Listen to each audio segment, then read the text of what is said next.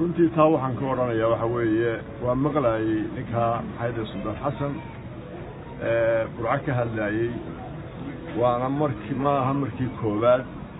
waxaan aad iyo aad u hayday wax lala yaabaa in suldaana oo weliba sandaradii hore ka soo jeeda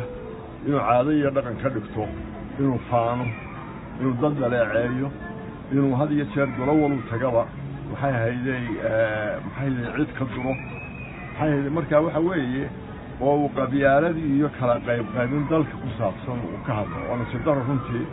isaga iyo sandaladdu sidana ceeb weyn bay ku tahay laakiin waxaan u arkaa waxa weeye iyo inta ku raacsanba inta waa ceeb bay ku tahay Soomaaliland dimuqraadiyadeedii iyo wax wada lahaanshaheedii ayaa muuqatay inay dhaawac weyn ku tahay waxaan u arkaa runtii maamulka dawladda maanta jooga inay ka haystaan maxay ragga shacabka isu garaacay kulba qabyaalada ku hadlay kulba maxay bulshada kala qaybinay inay uu nafkoodii ku hadlayaan baan u arkaa marka waxay la tahay ninba wuxuu tabcad ugu heli doonaa hadii laga dayn waado oo bulshada wada noolaanshaheeda iyo wanaageeda la taxagelin waado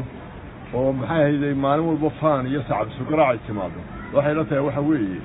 waa maxay cid loo magaranaysaa waxa iman doontaa ama waxa la wada leeyahay Soomaaliland noqon doontaa dadka ka dhaxaysa